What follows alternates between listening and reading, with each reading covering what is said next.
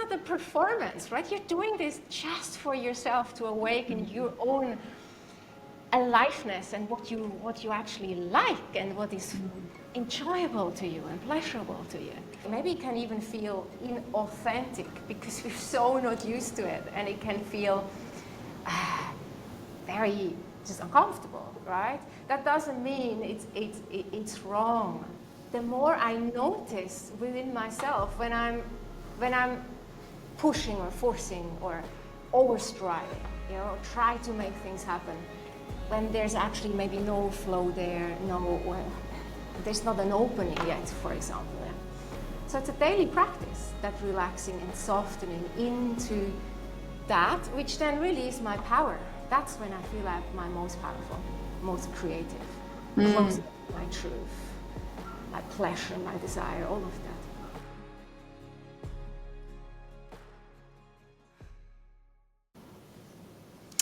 Okay, so this is our second ambitious and unconventional interview. The first one was about 7 years ago. Can you believe that? No, I can't. It makes me feel old. And all the things that have happened in the last 7 years for both of us and in the world. And so I'm going to start. So we've got a few things that we would like to talk about, and we've been having some conversations on your channel. But I'd like to start asking you what you're ambitious about, Corinne. Yes, so what I'm ambitious about is really my biggest ambition, or what I'm passionate about, I think, that's probably how I would phrase it, is to live an awakened, intimate life.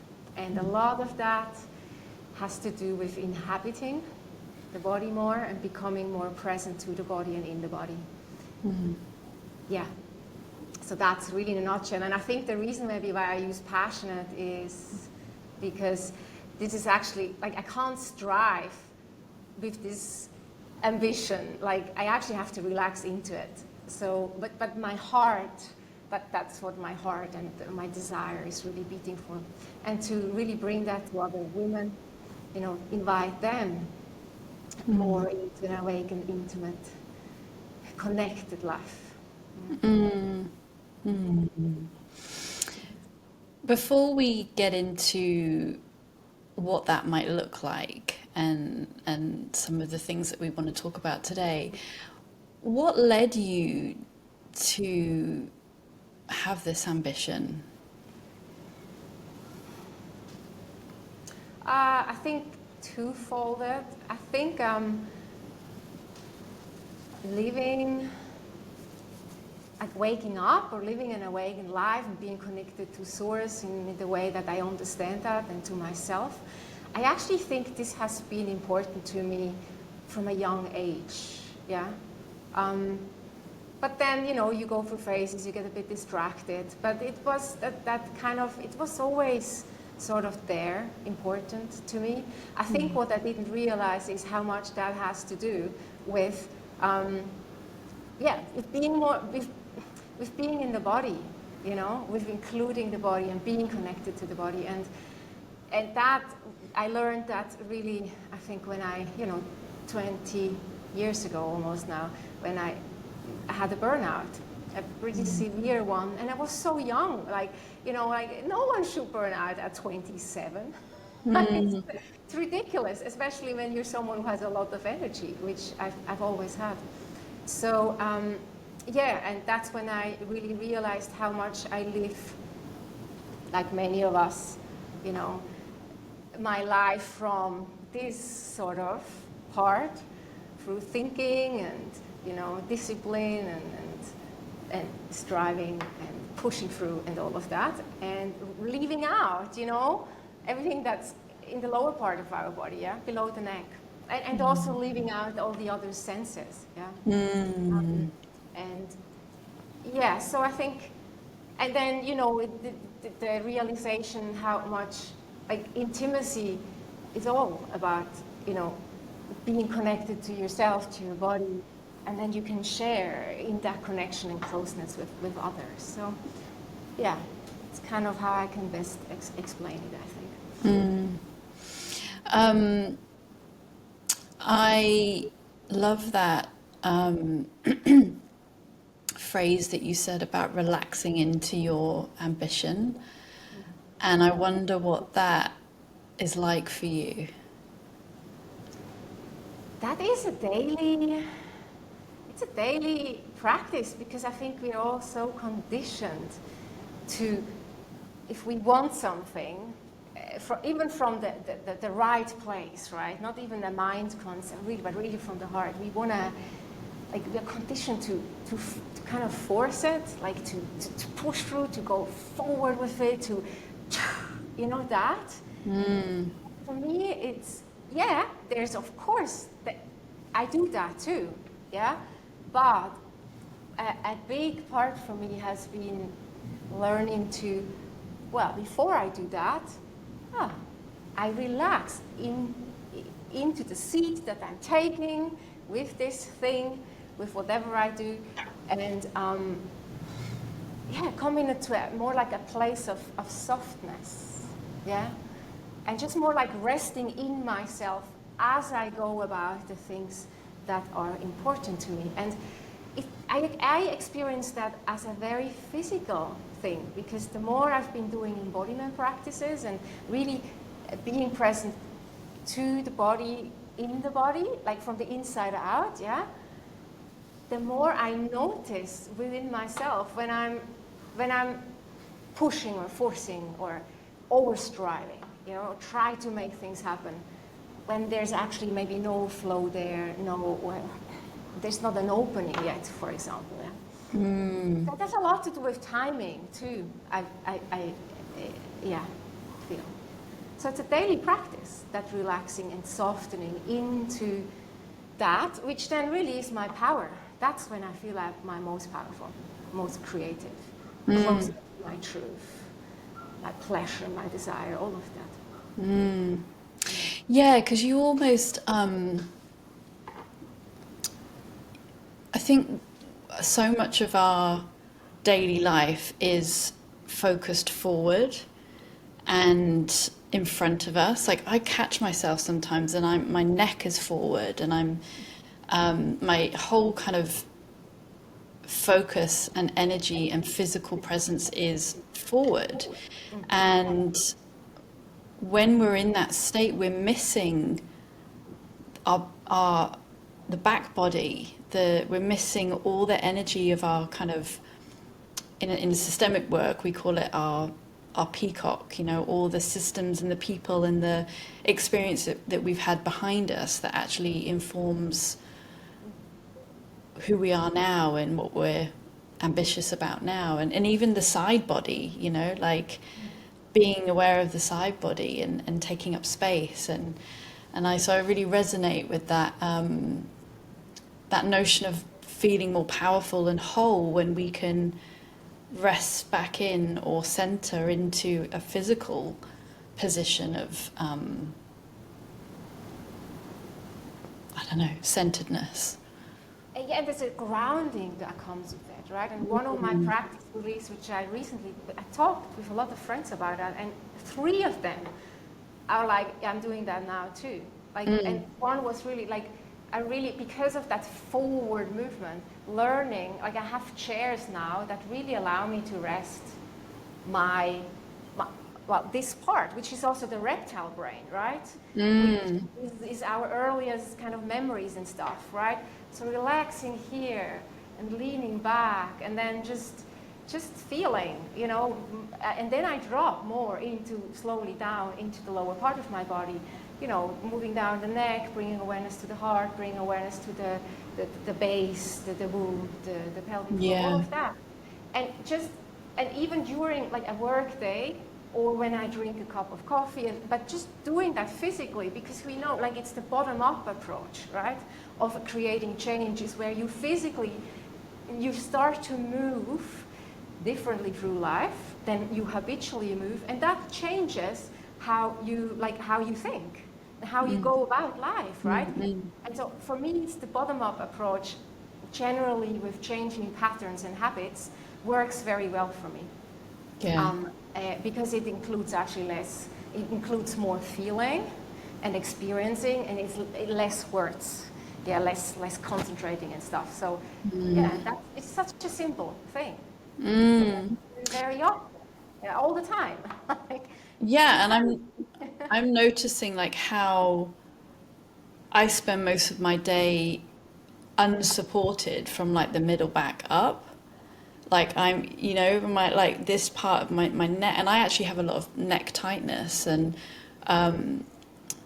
yeah, just that the feeling of being unsupported, having this part of my head, my neck, the top of the back of my shoulders, like how comforting it is and how grounding it is when we can lean back and feel supported.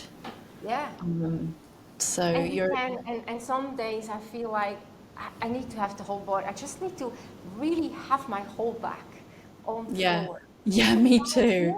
Or on the earth, even on a fake grass. Here in Dubai, we don't really, it doesn't make sense to have real grass, right? But Yeah. even on a fake grass, which is warm and pleasant, like it's, yeah. So there's, yeah. And I'm one of the such, things, right, this just holding my hand here, that activates the parasympathetic. Yeah, it, there's so much. Yeah, that's yeah, so even that is just, driving, right? Yeah. um, I, so one of the things we wanted to talk about today is this coming into the lower body, especially for women. And I noticed, because I'm thinking about our conversation and bringing that in, and I noticed I was, as I was thinking about that, I was bringing my awareness down to my lower body and down to my hips and my seat and my lower stomach and my thighs, and I could notice just in that slight awareness shift that I could feel a shift from the forwardness of like, okay, right, we're starting this interview, and you know, the almost the striving energy, the striving of it to be good, to be to flow well. And as I brought my awareness down into my lower body, there was just like a softening of that, a settling of that.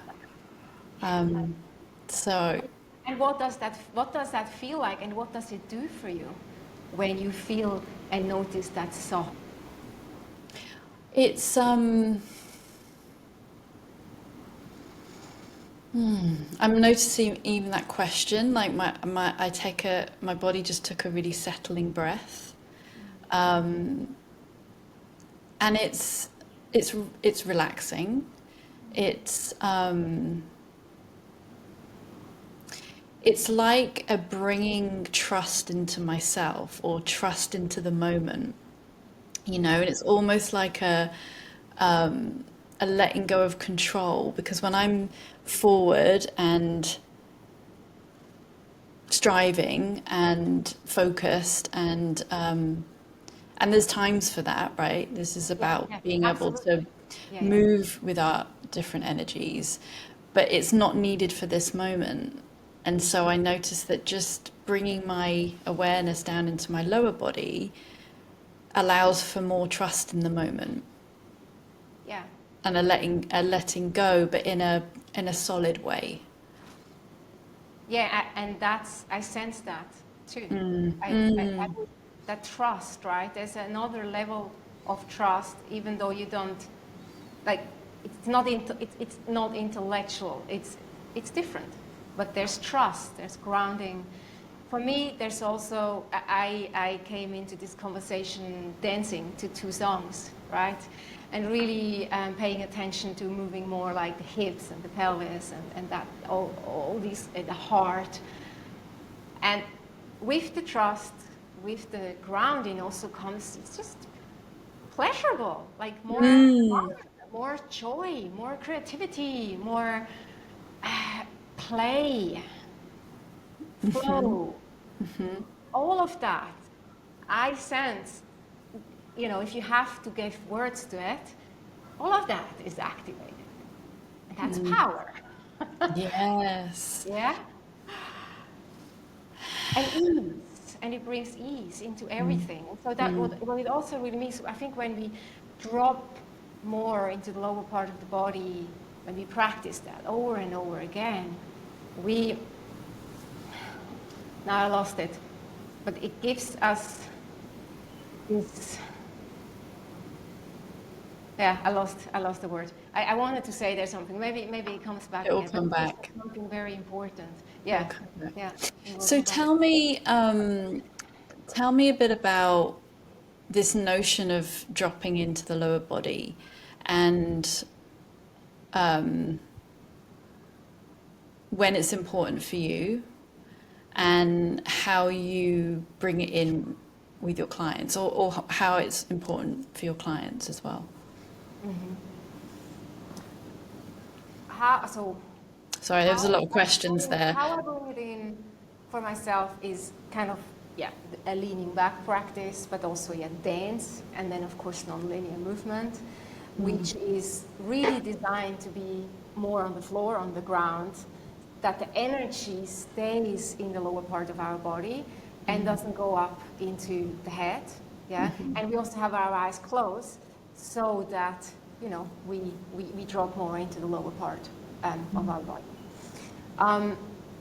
For me, water, being in the water, like I especially now in living in Dubai and having that tool, that element available to me, I love just being in the water, playing in the water and not swimming. I'm not swimming and just kind of moving and playing and just engaging with the felt, with the touching sense, So for me, actually, and I thought about that, like getting more in touch with or dropping more into the lower part of my body has a lot to do with the sense of touch, either things touching from the outside, but then also the inner felt sense, feel it from the inside, what's happening in the body.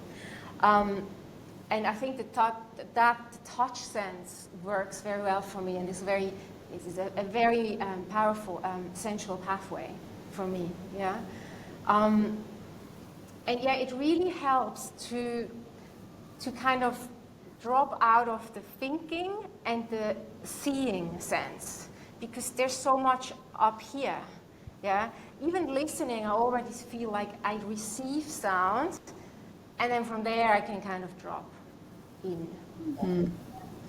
So this is kind of how I have, throughout the day, I'm just keeping that connection alive.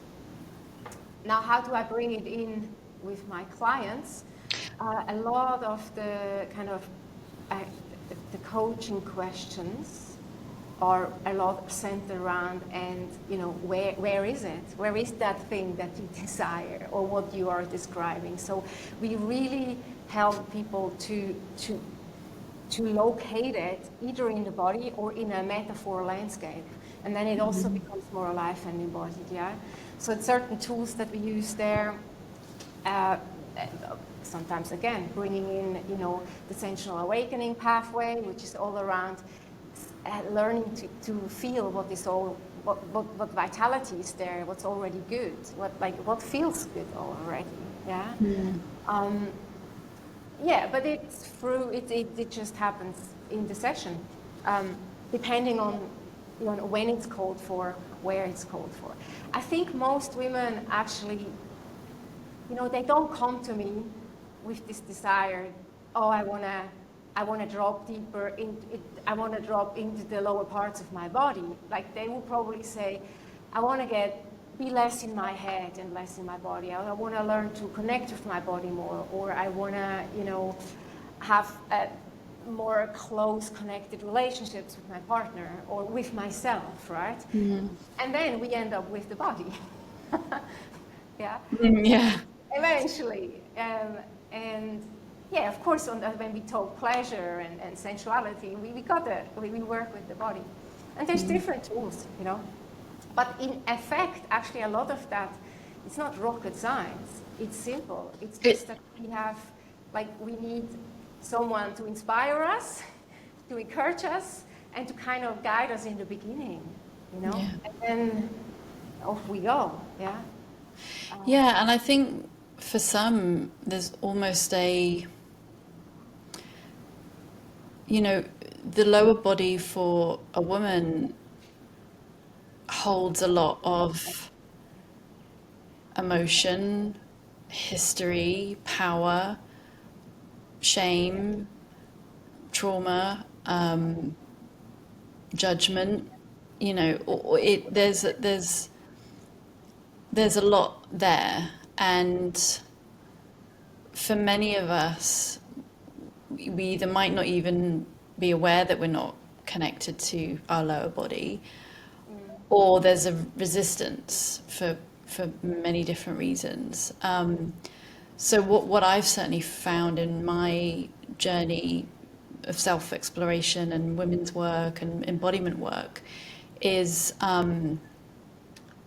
almost like the permission from, and the inspiration, I think the permission and the inspiration from other women that move in a way that is like, oh, I want to move like that, or yeah, or they're able to express themselves in a way that I've found difficult before. And so I think this, like the notion of just being the awareness, the inspiration, and the permission giving is a big part of it. Being with other women in this way. I've experienced that many times in the women's temple, in the women's circles, in the retreats, where, or even in dance movement therapy, right, where I was a participant. Like, I've heard that so many times. Yeah, well, just seeing you doing your thing gave me the courage to, well, just try and do my thing. And even if it doesn't feel, because sometimes when we start to move and get dropped more in the lower part of our body, maybe it can even feel inauthentic because we're so not used to it, and it can feel very just uncomfortable, right? That doesn't mean it's wrong, yeah? It's just like, yeah, like we have to be, I mean, my experience has been with dropping more in the lower body, you have to be extremely patient and gentle and tender, and it's a softening. You cannot force or rush this. It's the same thing with the heart center. You cannot force a heart opening.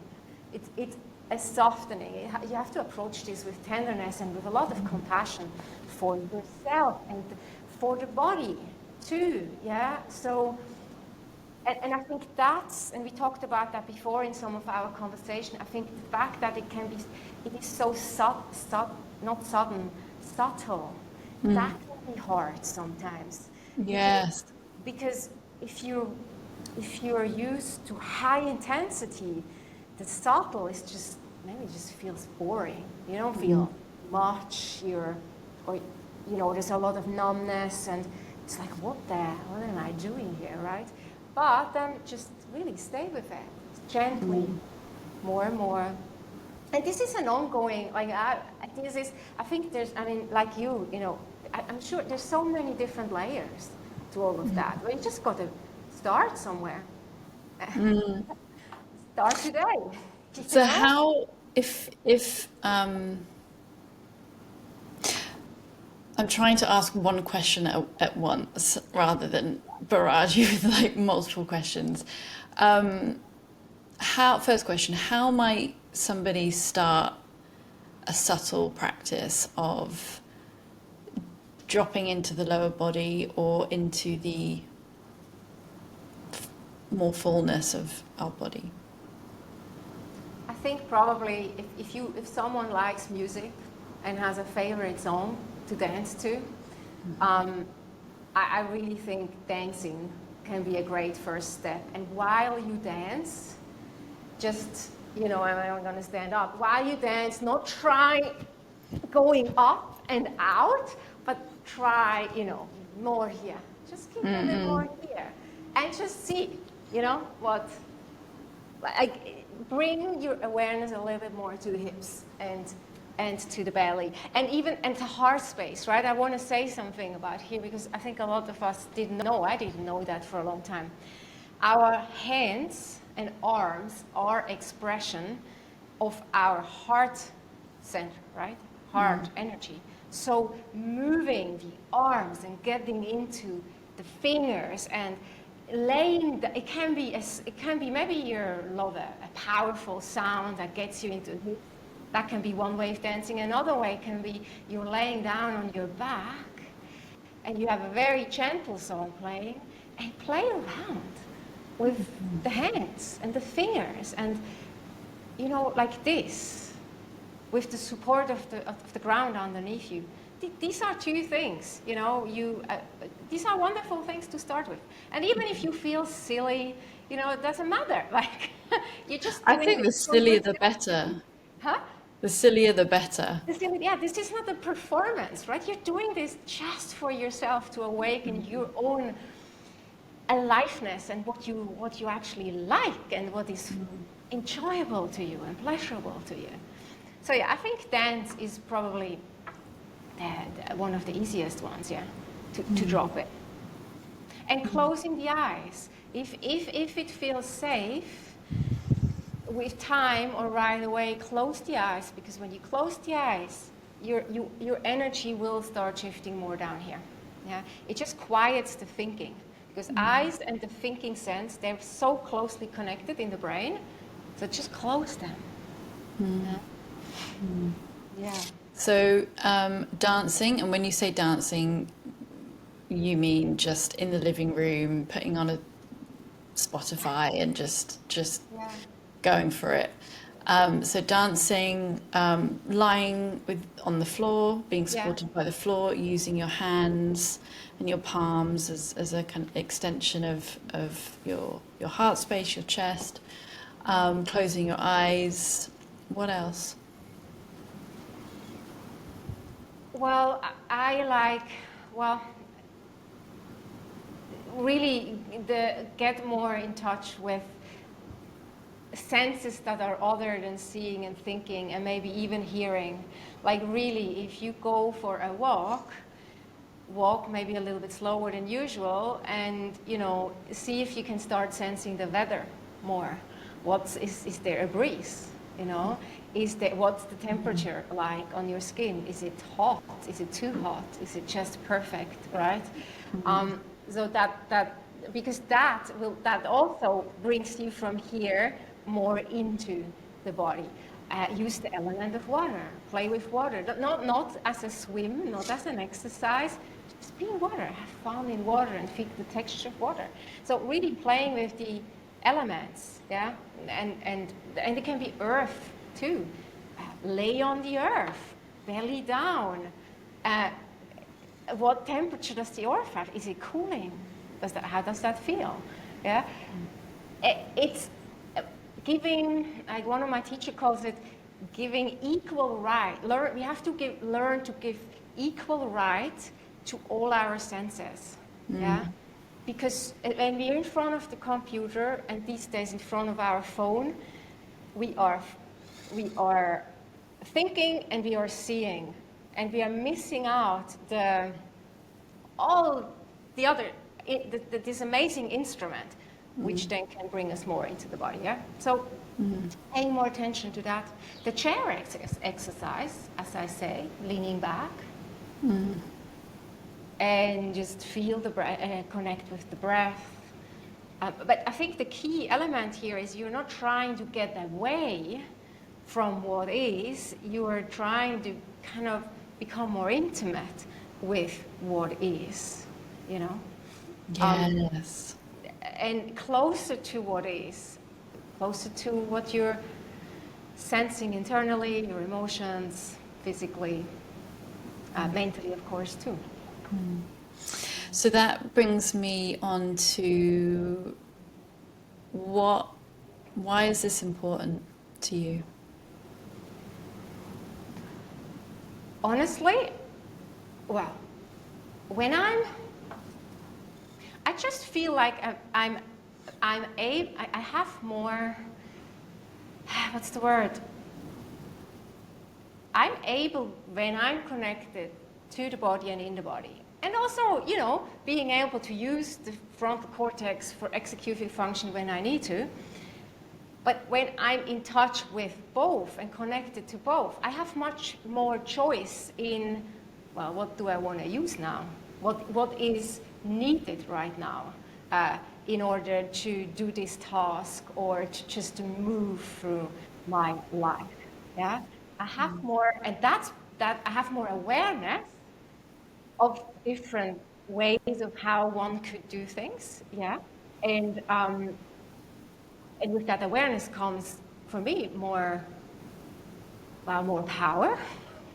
Yeah, but it's also, it makes my life so much more magical and rich. And I don't mean magical like in the unicorn happy peace ever after, but there is so much beauty next to all the terrible things that are happening in the world. Yeah, not neglecting that, but there's so much beauty and so many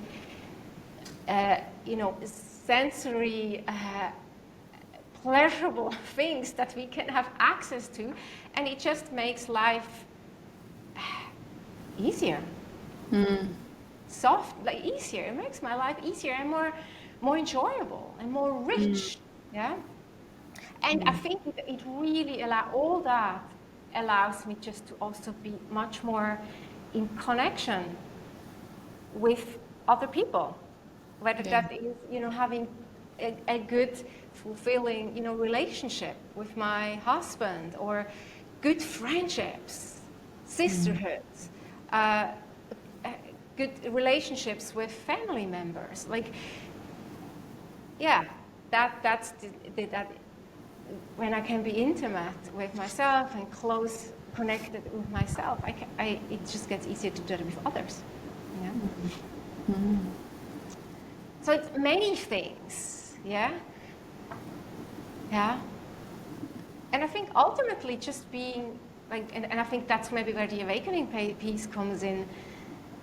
I don't want to live my life on autopilot or based on habits and patterns that are not even true for me or not true any longer. Like, I want to, like, I'm curious about, well, who is actually living this life? And I want to do this from the wisest part of me, yeah, for myself and for the people that I'm getting in connection with. But that this embodiment piece is really important. Yeah. And maybe I give one example to keep it maybe a bit, make it less, just bring it into the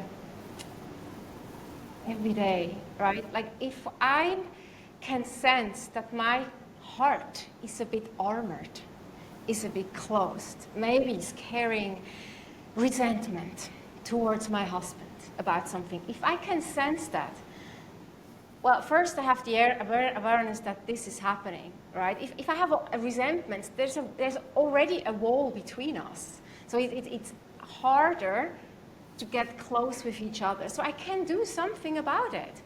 I can, relax the heart, or maybe I need to have a talk with a friend, or, to talk this through, or I just need to take through a couple of fresh breaths on a walk, and maybe something can soften.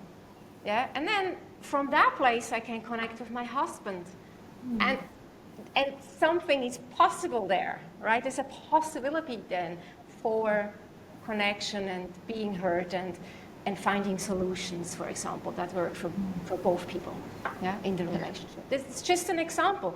But if I'm not even aware of it, it's hard to change the pattern. It's hard to create that closeness. Yeah. Yeah, and I believe it's really important in this rapidly AI-centered world I think part of our journey with AI and technology is our ability to develop a good relationship with technology I think goes hand in hand with our ability to be in our bodies, you know, to be connected to all of our senses, to be able to feel our discernment, our pleasure, our desires, our ability to create intimacy and have intimacy with others, and whichever form that takes. I think we're going to be in trouble if we don't do that alongside increased technology use. Yeah, you speak, because I think that's ultimately the only thing which maybe at some point is gonna differentiate between what is AI, artificial intelligence, and what is a human being. Yeah. Yeah. Who knows, right? Where this is going. Yeah. And I think another thing too, I think when we are connected, or I experience that when I'm connected to the lower part of my body and to the body, it gets easier and easier to just sense what is a yes and what's a no. And I do not need to cross-check it with the thinker up here. I can learn to trust the yes and the no that I just sense by having all these senses active. Yeah. Because so often we think we need to double check. And with time, more and more, it's like, no, this is what I feel or sense, and I may have no explanation for it, but you know what? It's a no. I don't want this. I don't want to do this. I don't want this. No. Yeah. That's it, right? And right, especially for women, like that, reclaiming our voice and owning what we want and don't want. It's such an important piece. Yeah. Yeah. Because we have left the body, we have learned to leave the body through trauma, through generational trauma, through all the shit that has been, done to our bodies. So learning to trust, learning to connect with the body and trust the body and the wisdom of the body is really it's a quiet rebellion that you do for yourself. I love that. Quiet rebellion. Yes. Yes, it is. So one last question before we end today. What is your developmental edge right now, and how are you meeting it?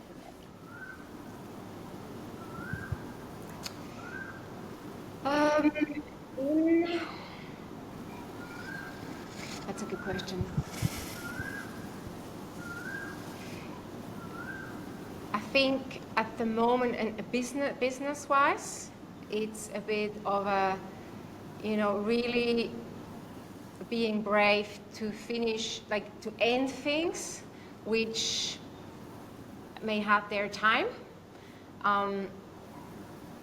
and to be receptive and open to what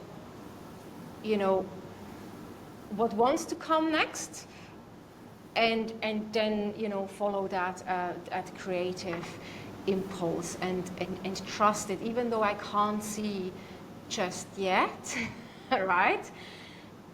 How exactly this is gonna unfold. Yeah. I think that is that definitely in business is a growing edge. And I mean, when you work for yourself, right? This is a personal growing edge too, right? It's not just business because I am the business. Yeah. Degree, right? Yeah. And really what I actually just mentioned, right, with this teacher, Locke Kelly, that I've been studying for a while now, a growing edge really is to not trying to cross-check with the part who wants to get it right, or wants to maybe protect me from failure, or things like that, right? Out of goodwill, but not really helping me in my growth. Not to really trust the flow and the deeper wisdom that wants to come through. And that's a growing edge, I think, always. Yeah. And I think it's the same for people with their own business and in leading businesses in an organization as well. You know, it just looks and feels a little bit different. And I think that's why this embodiment work and is helps us do that. It helps us trust ourselves to take risks, to follow our creative fire. To know our yeses and nos. So, yeah, I feel you. I know you do. And I mean, we are going to drop deeper together into the lower part of the body, right, in August. We are. We're training together. Yeah, so Corinne and I both have our embodiment. One of our embodiment teachers is Michaela Boehm, and she flies around the world and runs different training and retreats. And both Corinne and I are going to just outside Lisbon in August to do some training with her, which is going to be a development edge for both of us, right? Yeah, In a way, yeah, absolutely. yeah. Yeah. So excited to see what that brings for both of us personally and our work and our businesses, and for anyone that works with us and is listening, and much more to come. Thank you. Thank you. Always a Here. pleasure. And Joy with you. this will be, I'm sure, installment 2 of many more. Yes. Yes, yes, yes, yes. Thank you, Corinne. Have a good day. Bye bye, Natalie.